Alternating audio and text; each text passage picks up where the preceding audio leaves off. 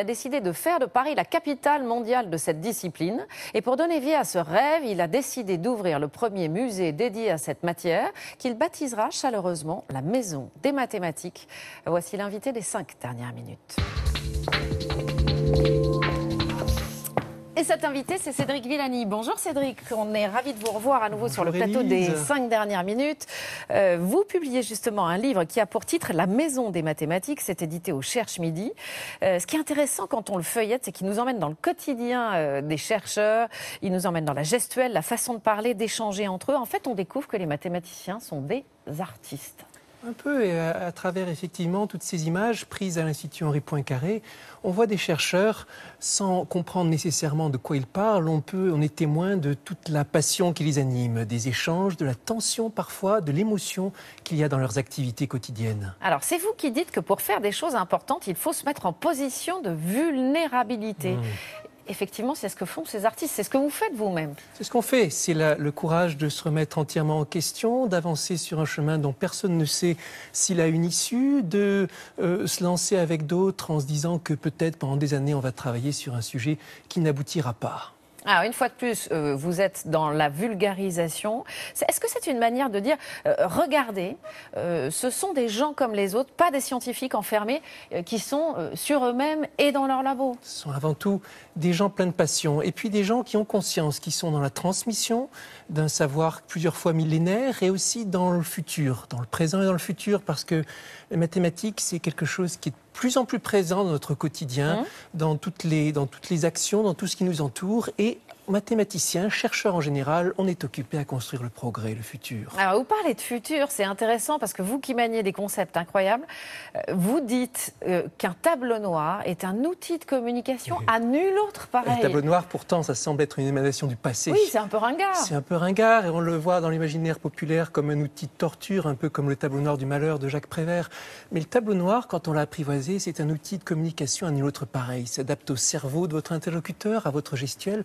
C'est beau de voir les signes un peu ésotériques qui ont une signification pour ceux qui les ont écrits. D'où vous vient cette obsession de vouloir à tout prix rendre les mathématiques accessibles? Racontez-nous ce qui est le projet de la Maison des mathématiques. Alors, ce qu'il faut voir, c'est que d'abord, il y a un enjeu véritable de popularisation et de montrer ce que c'est la mathématique aujourd'hui.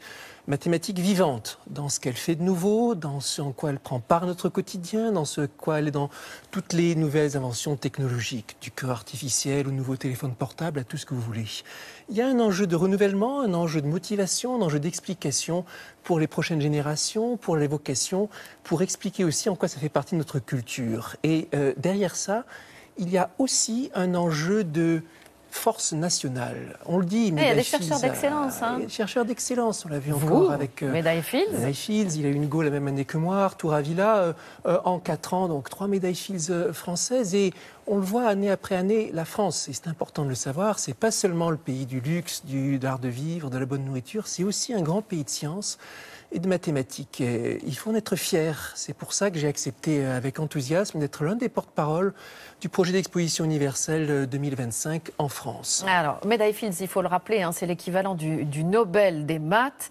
On entend bien que vous avez choisi délibérément le mot Maison des mathématiques et pas musée. Est-ce que le projet est déjà bien avancé ? Le projet est déjà bien avancé et en fait nous allons garder les deux mots. Il y a la Maison des mathématiques, l'Institut Henri Poincaré destiné à accueillir tout le monde, mais aussi le musée. Le musée, c'est un concept qui devient de plus en plus moderne, un concept dans lequel il y a de l'interaction, dans lequel on raconte des histoires, des expositions. Il ne s'agit pas seulement d'exposer des choses du passé, il s'agit aussi d'aller vers le futur.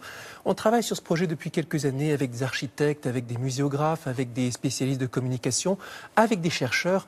Et ce projet sera un peu un écosystème unique dans lequel le monde de la pédagogie, le monde de la recherche, le monde de l'industrie, avec des partenariats industriels, avec des industries à haute valeur ajoutée en mathématiques, viendront de concert pour parler de mathématiques à tout le monde. Écoutez, on est impatients, ça devrait ouvrir On est en train de travailler sur une ouverture en 2018. On est dans la phase de collecte de fonds, dans la phase de programmation. On avance avec tout cet écosystème. Merci à vous, Cédric Villani. En attendant l'ouverture de ce musée ou cette maison des mathématiques en 2018, je rappelle justement que le titre de votre livre, c'est La maison des mathématiques. C'est aux éditions du Cherche Midi et c'est absolument passionnant. Et puis j'ajoute que le DVD du documentaire d'Olivier Payon, Comment j'ai détesté les maths, dans lequel vous figurez, vient de sortir chez Oecourt. Un titre provocateur, mais l'occasion, le prétexte pour une plongée dans cet univers des mathématiciens à travers le monde, à travers leur rassemblement et leur façon d'être. Merci à vous vraiment, Cédric Villani, d'être venu sur notre plateau. C'est la fin de cette édition. Merci.